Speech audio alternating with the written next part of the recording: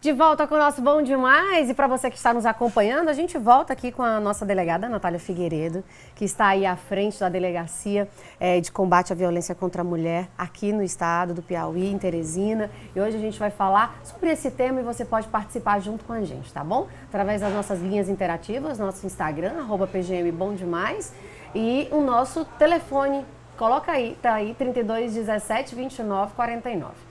A violência contra a mulher é uma grave violação dos direitos humanos e um problema também aí que persiste em diferentes classes sociais. Essa prática se manifesta de várias formas, como agressões físicas, psicológicas, sexuais e econômicas também, afetando a dignidade e a liberdade das vítimas. E o combate a essa violência exige aí uma conscientização, políticas públicas eficazes e o fortalecimento da rede de apoio também. E denunciar é sempre a melhor forma de romper o ciclo aí de abusos e garantir a justiça aí para as vítimas. E para explicar mais sobre esse assunto, como já pontuado aqui, recebo a delegada da Polícia Civil, Natália Figueiredo, que vai falar sobre um trabalho super importante aí no combate ao feminicídio, né, Natália, que você vem trazendo para a nossa cidade, para o nosso estado, na verdade. Que é realmente levantar essa bandeira e sustentar essa bandeira, né? Que não é fácil. Bom dia, seja bem-vinda. Bom dia, Stephanie, a todos que nos assistem. Realmente, e durante muito tempo em briga de marido e mulher, ninguém metia colher. Então era um tema quase que um tabu, não se tratava sobre isso.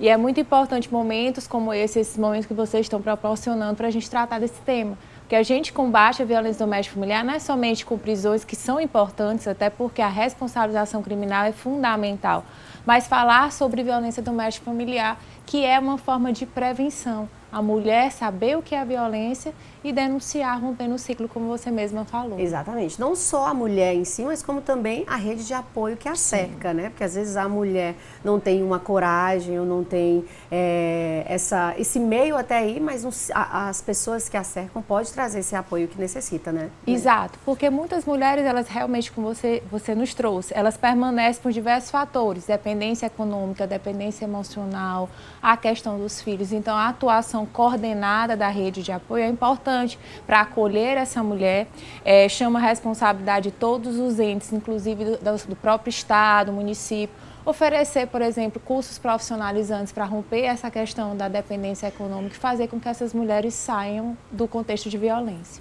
Entendi. A gente tem um material de apoio para compartilhar? Vamos compartilhar aí para a gente trazer mais informações e continuar com a nossa entrevista aqui com a Natália. Solta aí. Hoje eu me levanto para compartilhar uma história que me acompanha desde 2014. Uma história que já me machucou muito, mas que precisa ser contada. Eu vivi um relacionamento abusivo. As primeiras agressões foram psicológicas, depois se tornaram físicas e por último até sexualmente. Me sentia diminuída, despedaçada, me sentia suja, usada. As marcas físicas dessa violência iam embora em poucos dias. Mas as marcas emocionais me acompanharam por um longo tempo. Aos poucos eu fui me afastando dos amigos, da família, a ponto de ter do meu lado apenas o meu agressor. O que as pessoas iriam pensar quando soubessem que eu apanhava? E se eu contasse para minha família e acontecesse uma tragédia? No fundo, eu acreditava que ele ia mudar, que aquela seria a última vez, mas quase foi a última vez para mim. Em 2015, ele quase me matou. Dessa vez, uma pessoa viu e me encorajou a buscar ajuda. E aí eu fui muito acolhida e consegui romper esse ciclo de violência. Hoje eu olho para trás com a mistura de orgulho e gratidão. Eu sobrevivi à violência.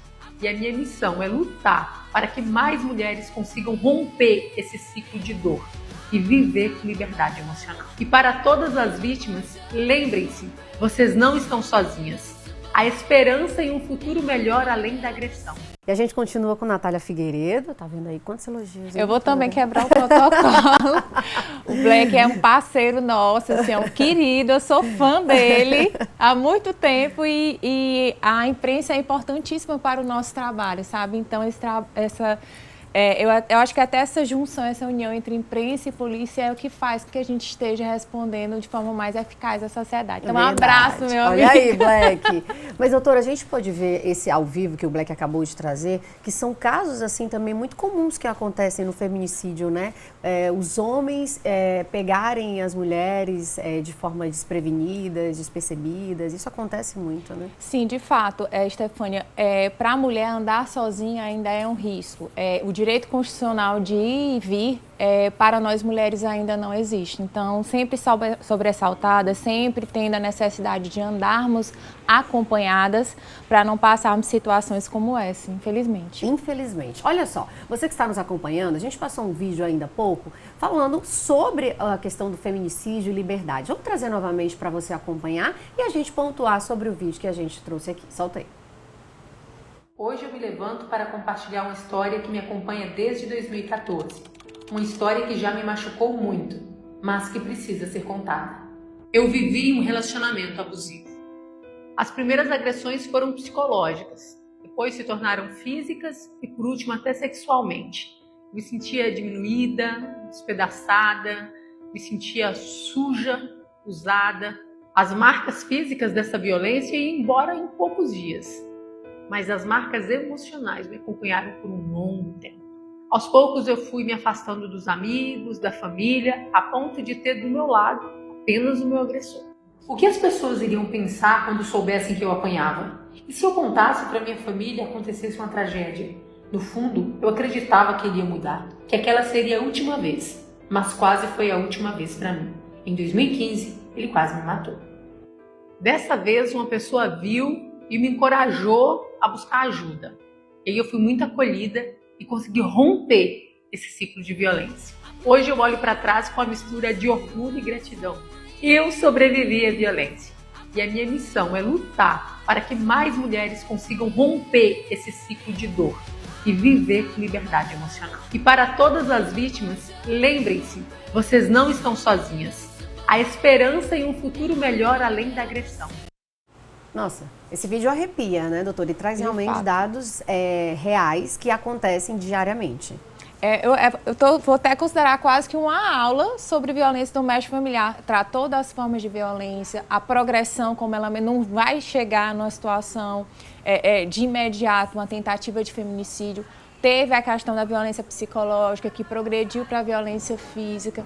Nos trouxe a importância do rompimento do ciclo e uma vida após a violência. Você vê que foi até interessante ela contando os relatos da violência na cor preto e branco e depois ela ressurgindo de forma colorida, mostrando que ainda a vida após... E que bela vida que vem depois da violência. Então, fantástico, assim, que a gente conversando e arrepiando, né? Doutor, o que se caracteriza sobre violência psicológica? A violência psicológica que sempre existiu, mas não era previsto como crime, né? Algo recente, é justamente aquela conduta do autor que diminui aquela mulher, que diminui a autoestima dela, que controla essa mulher, que eu até pontuo muito, acontece muito a romantização do ciúme, que na verdade ali é controle, não é o cuidado, que é aquilo que o agressor ele tenta fazer a vítima pensar. Então ele passa a controlar os passos, passa a controlar com quem que ela se relaciona. Isso é extremamente comum. E, infelizmente, ainda é romantizado e, como é uma forma de violência, vai progredir, vai passar por um controle mais excessivo. Xingamentos, doutora? Que é a violência moral, né? E é muito comum mulheres que são humilhadas. Em redes sociais, por exemplo, a gente vê que a questão da rede social pulverizou ainda mais esse contexto de difamação, né? Eu vejo que temos que realmente tentar combater isso, mas ir na raiz disso tudo. Por que ainda a mulher é vista de forma... como um objeto, por que muitos homens se colocam, entre aspas, no direito de difamar uma mulher, diminuir uma mulher. Nossa sociedade, infelizmente, Stefânia, ainda é extremamente machista, então a gente tem que mudar essa perspectiva. Pergunta de telespectadora, ela está falando que sofre com agressões, né, psicológicas, a xingamentos, e o que ela pode provar se para ir até a delegacia? Eu acho que o medo também da mulher é esse, né, doutora, de ir até a delegacia. Né? Deve ir à delegacia. O rompimento do ciclo através da denúncia, inclusive, é importantíssimo. Então, se você está sofrendo violência psicológica, procure a delegacia. Antes de mais nada, rompa esse ciclo, saia desse relacionamento abusivo que vai te diminuir, que vai te tornar uma pessoa infeliz e denuncie. Através da delegacia, você pode também encaminhar um pedido de medida protetiva de urgência. Você tem receio desse agressor entrar em contato, peça medida protetiva. Temos diversas medidas, proibição de aproximação, proibição de contato. O que você não pode é se calar e não romper esse ciclo. A gente ainda tem dados aí, gente, que 45% das mulheres vítimas de violência não buscam ajuda, né? E nem denunciam os agressores, justamente por conta desse medo. A gente tem aí dados também. E o Brasil registrou mais de 230 mil casos de agressões físicas, 70 mil casos de violência sexual e mais de 1.300 homicídios de mulheres, muitos deles caracterizados aí como feminicídio, doutora. A gente já trouxe aí, já falamos sobre esse combate, sobre o medo, mas o que a gente ainda pode estar trazendo para uma sociedade, para as mulheres que nos acompanham diariamente aqui, para romper essa barreira, né? E fazer com que elas possam acreditar que buscar ajuda, né? Você como uma figura feminina à frente de algo importante, trazer essa segurança para as mulheres, ir até a delegacia e buscar de fato uma ajuda e essa mudança de vida que a gente viu no vídeo. Eu costumo observar esse aumento nos registros numa perspectiva positiva. Como assim, delegada? Porque a partir do momento que esses números estão aumentando de registro das outras formas de violência, violência física, psicológica, moral, patrimonial, sexual, é porque essas mulheres estão passando a entender o que é a violência. Muitas situações não eram registradas. Vocês acham que de uma hora para outra que esses números cresceram? Não, sempre existiu. Mas as mulheres, como o exemplo do vídeo, se calavam porque tinham vergonha, permaneciam anos no contexto de violência. Então, esses registros das formas de violência, com exceção, obviamente, do feminicídio, eu vejo numa perspectiva positiva no sentido que essas mulheres estão sendo encorajadas, estão entendendo o que é a violência e buscando seus direitos. Temos muito que evoluir, Stefânia. Se a gente for analisar no ano passado os números de feminicídio, 87% dos casos de feminicídio no Piauí, a mulher não pediu a medida protetiva. Então, assim, está deixando de fazer uso de um direito importantíssimo previsto na lei e, infelizmente, estão morrendo. Por quê? Porque não estão fazendo também uso desse direito, rompendo o ciclo. É todo um contexto que a gente deve analisar e jamais colocar a culpa na vítima. Porque, às vezes, a gente pensa, o que a vítima está fazendo de errado? Absolutamente nada. Apenas ela está num contexto em que não há um acolhimento, não existe uma segurança nesse momento para denunciar e acaba permanecendo no relacionamento abusivo. Esse tipo de relacionamento, para quem tem filho, impacta diretamente não só no presente, mas também no futuro das crianças que convivem com esse tipo de coisa, né, doutora? Exato. As crianças, elas crescem num contexto de violência e afetam não somente, eu até digo, afetam meninos e meninas. O menino, porque ele cresce no contexto de violência e normaliza isso, ou seja, ele vai achar que é natural xingar, porque ele viu o pai fazendo isso, é natural na relação à agressão, porque ele viu. E também para as meninas, por quê? Porque ela passa a pensar, amor é assim, eu cresci minha mãe vivendo isso com meu pai, então eu vou aceitar isso do meu companheiro. Então, isso tudo isso implica na formação dessa criança, dessa menina, desse menino. Então, a gente tem, e eu chamo a atenção, até semana passada foi a abertura da semana escolar aqui no Piauí, no combate à violência doméstica e familiar. As escolas, elas são importantíssimas no combate. Passou da hora de trazermos no contexto escolar os ensinamentos do que é violência doméstica e familiar. É tarefa da escola, da educação, a formação moral das nossas crianças.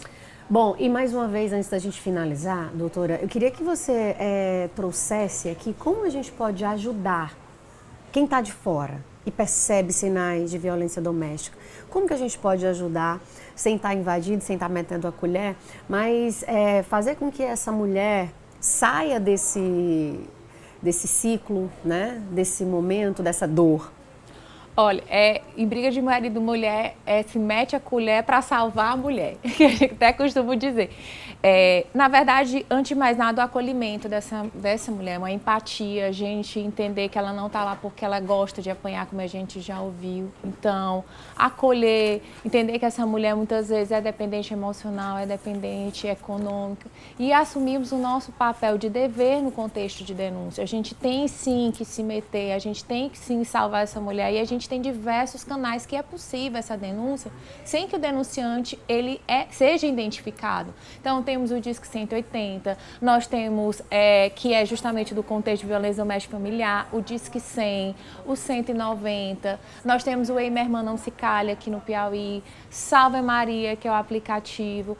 O TJ nos trouxe agora o aplicativo Júlia, que a mulher pode, inclusive, pedir por meio do aplicativo uma medida protetiva e está sendo respondida em tempo recorde. Então, não tem motivo para a gente se calar. A gente tem que se meter sim, a gente tem que salvar essa mulher, essa vizinha, essa familiar que está sofrendo violência. Natália, eu quero te agradecer por você estar aqui hoje junto com a gente, encorajando e trazendo essa palavra para as nossas telespectadoras que nos acompanham também dentro dos 224 municípios que fazem o nosso estado. Eu que agradeço. Que a gente possa levar uma sementinha de esperança para cada uma delas. Fazendo o nosso papel. Fazendo o nosso papel. Obrigada, Natália. Te espero novamente aqui, tá?